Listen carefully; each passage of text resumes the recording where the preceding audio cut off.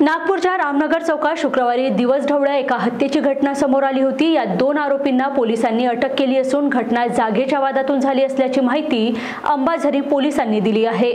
आजूबाजूला पॉश वस्ती असलेल्या रामनगर चौकासाठी शुक्रवारचा दिवस रक्तरंजित ठरला। फुटपाथवर दुकान लावण्याच्या जुन्या वादातून एका भाजी विक्रेत्याने गॅरेज चालविणाऱ्याची दगडाने ठेचून हत्या केली। अंबाझरी पोलीस ठाण्याच्या हद्दीत ही घटना घडली। पोलिसांनी आरोपीला अटक केली असून त्याचा साथीदार फरार आहे। या घटनेमुळे खळबळ उडाली आहे। विशाल निकोसे असे मृतकाचे नाव आहे, तर किशन रमेश तिवारी व निलेश सरोदे हे आरोपी आहेत। मृत विशाल हा मागील 18 वर्षापासून रामनगर चौकातील फुटपाथवर गॅरेज चालवत होता। किशनचे बाजूलाच भाजीपाल्याचे दुकान होते। तो 7 वर्षापासून भाजी विकत होता। दुकान लावण्यावरून दोघांमध्ये अनेकदा वाद झाला होता।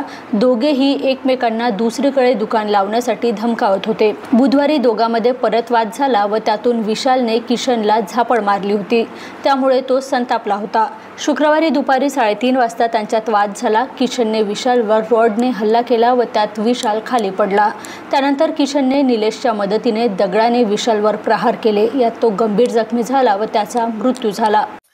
रामनगर चौकामध्ये दिनांक 7 मार्चला जवळपास 4 वाजण्याच्या सुमारास दुपारी ही घटना झालेली आहे। त्याच्यात एक गॅरेजवाला आणि एक भाजीवाला आजूबाजूला बसतात। गॅरेजवाल्याचं नाव आहे विशाल आत्माराम निकोसे, वय 38 वर्ष। तसेच जो भाजीवाला आहे त्याचं नाव आहे किसन रमेश तिवारी, वय 35 वर्ष, राहणार पांढराबडी। आणि या गॅरेजवाल्याकडे एक गाडी दुरुस्त करायसाठी घेऊन आला होता निलेश कृष्णा सरोदे हा पूर्वी। तर त्याची गाडी बरोबर दुरुस्त झाली नाही असं म्हणजे त्याचं म्हणणं होतं। हा भाजीवाल्याकडे आला होता निलेश, तर त्याच्यात गाडी दुरुस्त झाली नाही म्हणून थोडासा त्याच्यात वादविवाद झाला आणि त्यांनी पहिले एक रॉड फेकून मारला त्याच्यावर।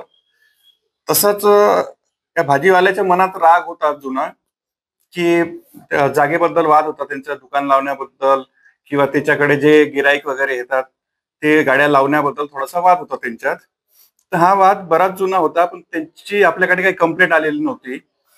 पण त्या वादाचं पर्यावसन काल आकस्मिक घटनेत झालेला आहे आणि त्याच्यात निलेश सरोदे आणि किसन रमेश तिवारी यांनी मारहाण करून, तसेच किसन रमेश तिवारी यांनी स्टीलचा रॉड त्या मैताच्या विशाल आत्माराम निकोसे याच्या डोक्यात मारला होता।